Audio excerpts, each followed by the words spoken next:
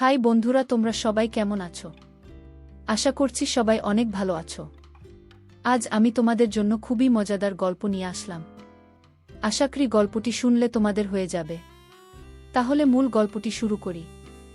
আমার কাজের মেয়েটি আমাকে প্রতিদিন বলতো, ডাক্তার মেম সাহেব, নাইট শিফট করবেন না। আপনার ভাগ্যের শাস্তি আমাকেও পেতে হয়। আমি তার কথা বুঝতে পারিনি। একদিন আমি অসুস্থ ছিলাম, তাই অন্য কাউকে দায়িত্ব দিয়ে হঠাৎ তাড়াতাড়ি বাড়িতে চলে এলাম। আমার রুম থেকে চিৎকারের আওয়াজ আসছিল। রুমের দরজা খুলে সামনের দৃশ্য দেখে আমি চমকে উঠলাম, কারণ রুমে কাজের মেয়েটির সাথে আমার স্বামী। এবার আসল ঘটনাটি বলি। কিছুদিন থেকে দেখছি যে কাজের মেয়েটি বারবার আমার কাছে আসতো এবং কিছু না বলে ফিরে যেত। সে হয়তো আমাকে কিছু বলতে চায়। 4-5 দিন এমন করতে দেখে একদিন আমি তাকে জিজ্ঞেস করলাম, কলি, সব কিছু ঠিক আছে? তুমি কি আমাকে কিছু বলতে চাও? আমি ভেবেছিলাম যে তারা হয়তো টাকার প্রয়োজন, কারণ গরিব মানুষের তো এটাই সমস্যা, সবসময় তাদের টাকার প্রয়োজন হয়। তাই আমি তাকে জিজ্ঞাসা করলাম, তার টাকার দরকার কি না? তখন কলি বলতে লাগল, না মেম সাহেব, আমার টাকার দরকার নেই। আমি বরং আপনার সাথে অন্য কিছু নিয়ে কথা বলতে চেয়েছিলাম। আমি তার মুখে দুশ্চিন্তার রেখা স্পষ্ট দেখতে পাচ্ছিলাম। আমি তাকে বললাম, কলি, তাড়াতাড়ি বল, আমার ডিউটিতে যেতে দেরি হয়ে যাচ্ছে। কলি বলতে লাগল, আমি শুধু আপনাকে বলতে চাই আপনি নাইট ডিউটি করবেন না। আমি হতবাক আর একটু রাগের সাথে ওর দিকে তাকালাম আর জিজ্ঞেস করলাম, নাইট ডিউটি না করার মানে কি? আমাকে এমন উপদেশ দেবার জন্য আমাকে রাগান্বিত দেখেও আর কিছু না বলে দ্রুত সেখান থেকে চলে গেল। আমি ভাবলাম হয়তো আমি চলে যাওয়ার কারণে ওকে বেশি কাজ করতে হয়, সেজন্য আমাকে এসব বলছে। যাই হোক, অনেক দিন ধরে ওর আচরণে পরিবর্তন দেখতে পাচ্ছি, তাই ভাবলাম যে আমার ওর উপর নজর রাখা উচিত এবং ওর মনে কি চলছে তা জানা দরকার। যাই হোক, আমি ডিউটিতে চলে গেলাম। যদিও আগে আমি শুধু দিনের ডিউটি করতাম, তবে গত 2 বছর ধরে আমি নাইট ডিউটি করছি এবং এতে আমার কোনো সমস্যা হয়নি। এখন বাচ্চারা বড় হয়ে গেছে এবং বাড়িতে কাজের মেয়ে কলি আছে। ওকে পুরো সময়ের জন্য রাখা হয়েছিল যাতে ও দিনরাত আমাদের বাড়িতে থাকে। সন্ধ্যায় তো আমার স্বামীও বাড়ি থেকে চলে যেত, তাই আমার কোনো চিন্তা ছিল না। কিন্তু গত কয়েকদিন ধরে কলিকে নিয়ে আমার মনে অদ্ভুত ভাবনা শুরু হয়েছে। সে হয়তো আমার আড়ালে খারাপ কিছু করছে।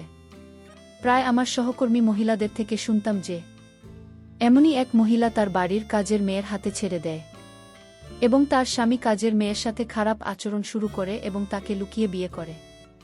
এই খবর শোনার পর থেকে আমি শান্তি পাচ্ছিলাম না। একদিকে আমার স্বামীর প্রতি আমার পূর্ণ বিশ্বাস ছিল যে আমার স্বামী আমার সাথে এমন কিছু করবে না, এবং কাজের মেয়েটির উপর বিশ্বাস ছিল, কারণ সে খুব ভদ্র।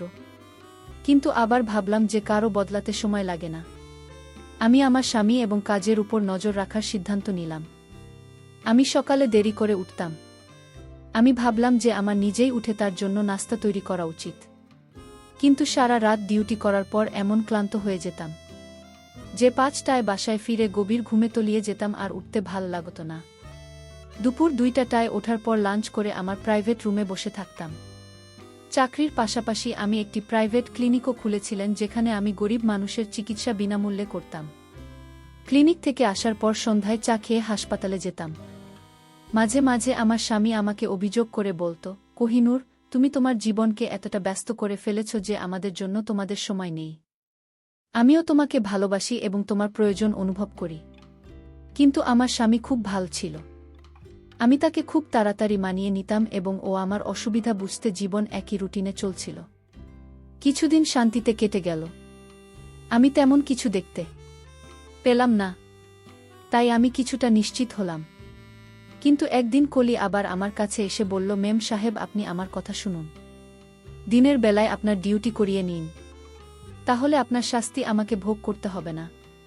এবারও খুব রেগে বলেছিল এবং কথা শেষ করে সেখান থেকে চলে গেল।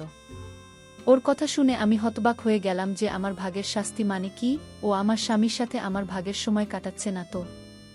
এই ভেবে আমার পায়ের নিচ থেকে মাটি সরে গেল। আমার স্বামীর উপর আবার যে বিশ্বাস ছিল সেটা নয় বলে মনে হতে লাগল। কিন্তু তারপর ভাবলাম, না, এটা সম্ভব না, ও নিশ্চয়ই এমনই কথা বলছে। কিন্তু তারপরেও আমি জানতে চাই যে আমার দিনের ডিউটি করার জন্য না করে রাতে ডিউটির জন্য এত জোর করার পিছনে উদ্দেশ্য কি? আমি একজন ডাক্তার এবং আমি সারা জীবন সততার সাথে কাজ করেছি। এবং কখনো কারো কাছ থেকে কোনো অনুগ্রহ নেয়নি। হাসপাতালের ম্যানেজার আমাকে যে ডিউটি দিয়েছে তা আমি সানন্দে গ্রহণ করেছি এবং পূর্ণ নিষ্ঠার সাথে পালন করেছি। এখন আমি নাইট শিফটের কথা বলে রেখেছিলাম। বলেছিলাম যে আমি নাইট ডিউটি করব। এতে আমার কোনো সমস্যা নেই। এখন আমি হঠাৎ করে ছেড়ে যেতে পারব না। তাহলে আমার নাম খারাপ হয়ে যাবে। এত বছর ধরে আমি কঠোর পরিশ্রম করেছি এবং কখনো কথার খেলাপ করিনি। পুরো স্টাফদের আমার উপর অনেক আস্থা ছিল। কিন্তু এভাবে আমি আমার সংসারটা নষ্ট করতে চাই না। তাই ভাবলাম কিছু করা দরকার। কোহলি গত 1 বছর ধরে আমার বাড়িতে কাজ করছে। এতদিনে না ওর বিরুদ্ধে আমার বিরুদ্ধে ওর কোনো অভিযোগ ছিল না। একজন বিধবা যার 2-3টি সন্তান আছে এবং তাদের ভরণপোষণের জন্য আমার বাড়িতে কাজ করত। আমি চাকরির প্রথম দিনই তাকে বলেছিলাম যে তোমাকে এখানে 24 ঘন্টা থাকতে হবে। ওই সন্তানের নিয়ে কোনো চিন্তা ছিল না, কারণ ওর সন্তানের দেখাশোনা করার জন্য ওর বাবা মা ছিল এবং তারা গ্রামে থাকতেন, ও একাই আমাদের বাড়িতে থাকত। ওরা বেতন পেত, তা ওর গ্রামে পাঠিয়ে দিত। যদিও আমি ওকে অনেকবার বলেছিলাম যে তুমি চাইলে তোমার সন্তানদের এখানে নিয়ে আসতে পারো। তুমি যেখানেই থাকো তোমার সন্তানরাও সেখানে থাকবে। কিন্তু কেন জানি না ও রাজি ছিল না। ওর সাথে সময়টা ভালোই যাচ্ছিল, আজ পর্যন্ত কখনো কারো বিরুদ্ধে অভিযোগ করেনি। কিন্তু এখন গত কয়েকদিন ধরে খেয়াল করছি ওর আচরণ অদ্ভুত হয়ে গেছে। প্রতিবারই ওরা আমাকে একই কথা বলতে থাক, মেম সাহেব দিনের বেলা আপনার ডিউটি নিয়ে নিন আর রাতে বাসায় থাকুন। আমি কিছুই বুঝতে পারছি না রাতে বাসায় কি এমন হয় যার কারণে ও এত ঘাবড়ে যায়। এবং আমাকে কথা বলে একদিন এমন হয় যে আমি ডিউটিতে ছিলাম, এমন সময় হঠাৎ একজন নার্স আমার কাছে এসে বলল যে অনেক দূর থেকে একজন মহিলা আপনার সাথে দেখা করতে এসেছে। আমি জিজ্ঞাসা করলাম সে কি রোগী, কারণ এই সময় আমার ডিউটি ছিল। তখন সে বলল না, তিনি আপনার কোনো আত্মীয়। এই সময় আমার কোনো আত্মীয় আমার সাথে দেখা করতে ডিউটিতে আসতে পারে। ভাবতে ভাবতে বের হলাম। বাইরে গিয়ে দেখি একজন অচেনা মহিলা দাঁড়িয়ে আছে। আমি বিরক্ত সাথে তার দিকে তাকিয়ে জিজ্ঞেস করলাম, কে আপনি এবং আমার সাথে দেখা করতে চাইছেন কেন? তুমি কি ডাক্তার নিপুণ? আমি বললাম, হ্যাঁ আমি ডাক্তার নিপুণ। আমার কথা শুনে সে হঠাৎ তার মোবাইলের ক্যামেরা বের করে আমার ছবি ক্লিক করে হঠাৎ পালিয়ে গেল।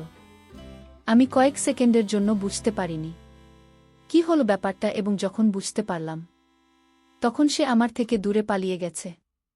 আমি তার পিছনে জোরে দৌড়ালাম যাতে তাকে জিজ্ঞেস করতে পারি কেন সে আমার ছবি তুলছে এবং সে কে, কিন্তু সে খুব দ্রুত ছুটতে ছুটতে আমার নাগালের বাইরে চলে গিয়েছিল। আমি ফিরে এসে ভাবতে লাগলাম, এবং ভগবান, আমার সাথে এসব কি হচ্ছে? কে এই মহিলা? তার কেন এখানে এসেছি? লোকে জানে আমার কিছু একটা গড়বড় মনে হচ্ছে, যেন খারাপ কিছু হতে চলেছে। আমার ষষ্ঠ এনজিও বারবার আমাকে সংকেত দিচ্ছিল যে সম্ভবত আমার জীবনে কিছু খারাপ ঘটনা ঘটতে চলেছে। আমি এটা জানতাম যে আমি আমার ফ্যামিলি, কারণ রাতে ডিউটি করে খুব ক্লান্ত হয়ে পড়তাম আর সকালে দেরি করে ঘুম থেকে উঠতাম। আমি যখন ঘুম থেকে উঠি তখন আমার স্বামী অফিসে চলে গেছে এবং রাতে যখন আমি ডিউটিতে যাই তখনও সে অফিস থেকে আসে না। অদ্ভুত জীবন হয়ে গেছে অনেক দিন। আমার স্বামীর সাথে কথা হচ্ছিল না। আমি এটা অনুভব করতে পেরে সাথে সাথে মোবাইল বের করে আমার স্বামীকে কল করলাম। ভাবলাম অন্তত ফোনে কথা বলি, কিন্তু সে আমার ফোন ধরছে না। তখন আমি তার অফিসের নম্বরে কল করি এবং তার কলিগ আমাকে বলেন যে তিনি গত কয়েকদিন ধরে অফিসে আসছেন না। তার কথা শুনে আমি অবাক হয়ে গিয়েছি, সে অফিসে যাচ্ছে না। এই বিষয়ে আমার কোনো ধারণাই ছিল না। কিন্তু আশ্চর্যের বিষয় হলো যে প্রতিদিন অফিসের জন্য বাড়ি থেকে বের হতেন। তাহলে তিনি অফিসের নাম করে কোথায় যেতে পারেন? পরের দিন ছুটি নেওয়ার কথা ভাবলাম। আমি যখন বাড়িতে এই কথাটা জানালাম তখন সবাই খুব খুশি। বিশেষ করে কাজের মেয়ে কলির চোখে মুখে খুশির ছাপ ফুটে উঠল। রাতে খাবার খেয়ে বাইরে হাঁটতে বের হলে দেখলাম কলি কারো সাথে ফোনে কথা বলছে আর কাউকে বলছে মেম সাহেব আজকে বাড়িতে আছেন। আজ আমার কপাল ভালো, নইলে তো তার ভাগের শাস্তি পেতে আমি হয়তো মরেই যেতাম। আমি যখন তার কাছে গেলাম সে হঠাৎ ঘাবড়ে গিয়ে ফোন কেটে দিল। আমি যখন তাকে জিজ্ঞেস করলাম তার সাথে কথা বলছে, সে বলল কারো সাথে নয়, শুধু মাকে ফোন করেছিলাম। সন্তানদের খবর নেওয়ার জন্য এখন কলির প্রতি আমার সন্দেহ বেড়ে গেল। হয়তো সে কোনো ঘোট পাকাচ্ছে, অথবা আমার কাছ থেকে বড় কিছু লোক আছে। এটা তো নয় যে সে কোনো অন্যায় কাজে জড়িয়ে পড়েছে। ভাবলাম আজকে বাড়ি থেকে দেখবে এখানে কি এমন হয়। কিন্তু আমার চোখে কিছুই করল না। সবাই আরামে শুয়ে পড়ল। আমার ছুটির কথা শুনে আমার স্বামী খুব খুশি হয়ে বললেন, কতদিন হয়ে গেল আমরা একসাথে সময় কাটানোর সুযোগ পাইনি। আমিও বুঝতে চেষ্টা করলাম সে কি সত্যিই খুশি, নাকি শুধু খুশির ভান করছে, তাই সন্দেহের চোখে তার দিকে তাকালাম। যেটা সম্ভব কিনা যে আমি বাড়ি ছাড়ার পরে তার এবং কাজের মেয়েটির মধ্যে কোনো সম্পর্ক আছে কিনা। সেজন্য মেয়েটি আমাকে বলে যে আপনি বাড়িতে থাকুন, আমার একটি মেয়ে এবং একটি ছেলে আছে। মেয়েটি স্কুলে পড়ে এবং ছেলেটি ছোট ছিল এবং সেই স্কুলে যেত বাড়িতে। আমরা এই কজন ছিলাম, তাই আমার ধারণা ছিল বাড়িতে শুধু একটা কাজের মেয়ে যথেষ্ট। তাই কলি ছাড়া আর কাউকে কাজে নেওয়ার জন্য ভাবিনি। আমি বারবার পরিবারের সদস্যদের অন্য কোনো কাজের মেয়ে নেওয়ার কথা বলেছিলাম। তখন সবাই কলির অনেক প্রশংসা করে বলতো যে ও একা থাকলেও আমাদের কোনো সমস্যা হয় না, তাহলে অন্য কাজের মেয়ে নেওয়ার কি দরকার। আমিও স্বস্তি পেলাম। কিন্তু গত কয়েকদিন ধরে আমি লক্ষ্য করেছিলাম যে কলি আর আমার মেয়ে শান্তা একে অপরের সাথে আরও বেশি ঘনিষ্ঠ হতে শুরু করেছে। শান্তা সারাক্ষণ কলির আশপাশে থাকত। এটা দেখে আমার খুব অদ্ভুত লাগত যে কেন কোহলিকে এত ভালোবাসতে শুরু করল। আমি এটাও দেখছিলাম যে শান্তা আকিবের কাছাকাছি যাওয়ার চেষ্টা করত, কলিকে কাছে পাওয়ার চেষ্টা করত, কিন্তু কলি তার কাছ থেকে পালিয়ে বেড়াত। সেদিন আমি সারাদিন এবং সারারাত বাড়িতে থেকে দেখেছি, এমনকি হাসপাতালেও যায়নি এবং ক্লিনিকে বসে নিশান তাকে কোলের কাছে যাওয়ার চেষ্টা ছাড়া কিছু অস্বাভাবিক মনে হয়নি। কিন্তু আমি এই বিষয়টিকে উপেক্ষা করেছি, কারণ আমি বাড়িতে থাকি না, শুধু কলি বাড়িতে থাকি, তাই সে হয়তো কলির সাথে মিলেমিশে থাকে। কিন্তু সে রকম কিছুই ছিল না। আমি এখন ভিতরে গেলাম যে কলির এই নাটক কবে শেষ হবে কে জানে। আমি আমার রুটিন অনুযায়ী পরের দিন আবার নাইট ডিউটি শুরু করলাম। দুদিন পরে আমি খুব ভোরে উঠলাম, কারণ সন্ধ্যায় আমার এক বান্ধবীর বিয়েতে যেতে হবে। তাই আমি তার জন্য একটি উপহার নেওয়ার কথা ভেবে বাজারে গেলাম। সেখানে আমাকে এক জায়গায় দাঁড়াতে হয়েছিল, কারণ সামনে দৃশ্যটি আমাকে অবাক করেছিল। কারণ আমার স্বামী হাসপাতালের ভিতরে যাচ্ছিল। কেন ওকে হাসপাতালে যেতে হবে? ও একেবারে ঠিক আছে, ওর কোনো সমস্যা নেই। আমিও তাকে অনুসরণ করে হাসপাতালে গেলাম। দেখলাম সে রুমের ভেতরে চলে গেল। আমি জানালায় উকি দিয়ে দেখলাম সে মহিলাকে টাকা দিচ্ছিল, তাকে আমি চিনতে পারিনি, কারণ তার পিতা আমার দিকে ছিল। মহিলাকে টাকা দিয়ে আমার স্বামী দ্রুত বেরিয়ে গেল। এরপর মহিলাটি কাউকে ডাকা এবং কিছুক্ষণ পর যে মহিলাটি এল তাকে দেখে আমি চোখের পলক ফেলতে ভুলে গিয়েছি সেই মহিলাটি আর কেউ নয়, আমার কাজের মেয়ে কলি। মহিলাটি ক্লিকে কিছু টাকা দিন। কলি তাকে ধন্যবাদ জানিয়ে সেখান থেকে চলে গেলে আমি বুঝতে পারছি না এসব কি হচ্ছে। আমার স্বামী প্রথমে এক অজানা মহিলাকে টাকা দিল, তারপর সেই অজানা মহিলাটি আমার স্বামীর দেওয়া টাকা থেকে কিছুটা কাকলিকে দিন। অবশেষে মহিলাটি যখন আমার দিকে মুখ ঘোরালো, আমি স্তব্ধ হয়ে গেলাম। আমি কিভাবে সেই মহিলাকে বলতে পারি এতদিন পার হওয়ার পরেও তার মুক্তি আমার মনের মধ্যে আঁকা হয়েছিল? এই সেই একই মহিলা যে সেদিন আমার ছবি তুলে পালিয়ে গিয়েছিল। আমার স্বামীর সাথে এর কি সম্পর্ক? আমি ভাবলাম তাকে গিয়ে জিজ্ঞেস করব, কিন্তু এরপরে আর একজন লোক এসে সেই মহিলার সাথে হাত মিলিয়ে দুজন সেখান থেকে চলে গেল। এসব দেখে এখন আমি নিশ্চিত হলাম যে আমার বিরুদ্ধে কোনো গভীর ষড়যন্ত্র করা হচ্ছে এবং এতে আমার স্বামীর সাথে আমার কাজের মেয়ে কলি জড়িত। আমি সিদ্ধান্ত নিলাম যে আজ আমি দুজনকে হাতে নাতে ধরব। রাতে যখন আমি নাইট ডিউটিতে যাচ্ছিলাম তখন আমার স্বামীও বাসায় এসে আমাকে বলল, চলো আমিও তোমার সাথে যাব, কিছু জরুরি কাজে শহরের বাইরে যেতে হবে। আমি চিন্তায় পড়ে গেলাম যে ও যদি বাড়ির বাইরে থাকে তাহলে কিভাবে ওদের হাতে নাতে ধরব।